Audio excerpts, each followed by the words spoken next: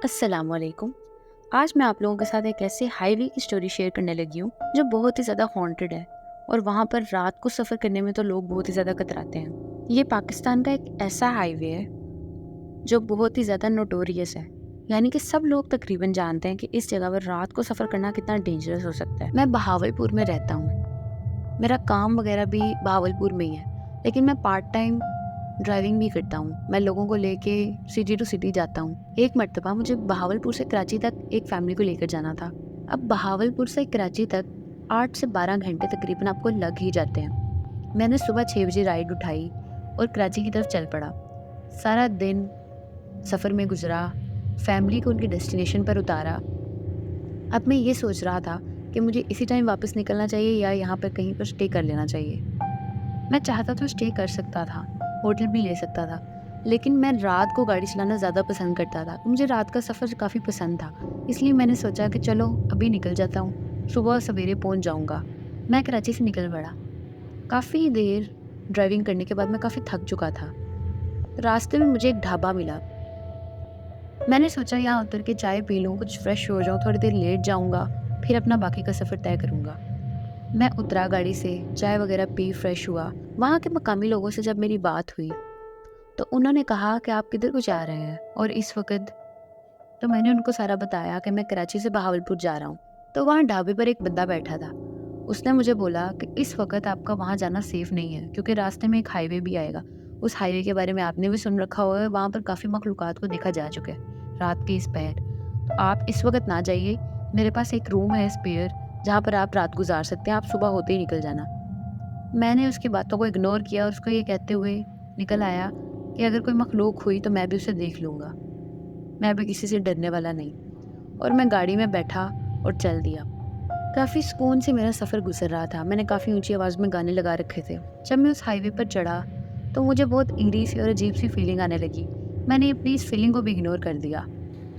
थोड़ी देर के बाद मुझे ऐसा महसूस हुआ जैसे मेरी गाड़ी पर कोई नज़र रखे हुए है और कोई मुझे फॉलो कर रहा है, जबकि मैं ये भी जानता था कि हाईवे पर उस वक़्त मेरी गाड़ी के अलावा और कोई गाड़ी नहीं थी। मैंने इस फीलिंग को भी इग्नोर किया, लेकिन अगर आपको कोई फ़ॉलो कर रहा है तो आपकी ना चाहते हुए भी आगे वाले मिरर से पीछे नज़र पड़ ही जाती है। जैसे ही मैंने मिरर से पीछे की साइड देखा तो मुझे एक बहुत अजीब सी मखलूक मेरी गाड़ी के पीछे दौड़ती हुई नज़र आई। मेरी तो वहाँ टाँगों से जान ही निकल गई। मुझे वहाँ अपनी मौत नज़र आ गई थी।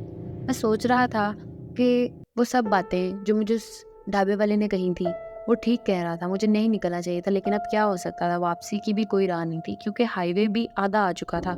जितना मुझे वहाँ से आगे जाने में लगना था, पीछे जाने में भी उतना ही फासला था, तो मुझे वहाँ से आगे ही जाना चाहिए था।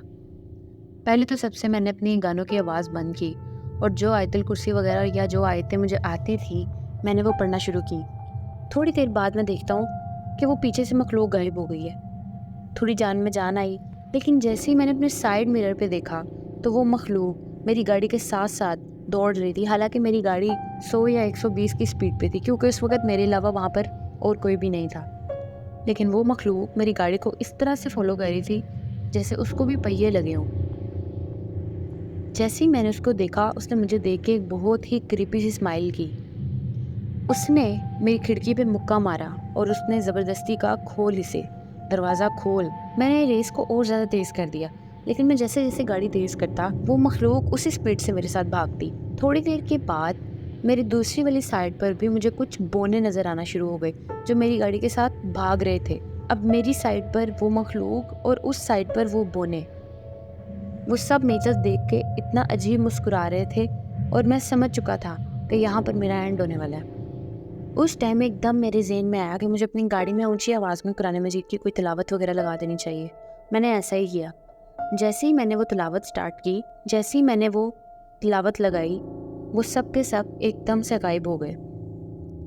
मैं थोड़ा सा आगे ही गया कि मुझे दूर एक पहाड़ी टाइप थी, उस पर वही बोने नज़र आए जो खड़े हुए मेरी तरफ बहुत अजीब तरीके से देख रहे थे। मैं नहीं जानता कि मैं उस दिन किस तरह से बचा, मेरी किस्मत थी, लेकिन उसके बाद से मैंने तौबा कर ली।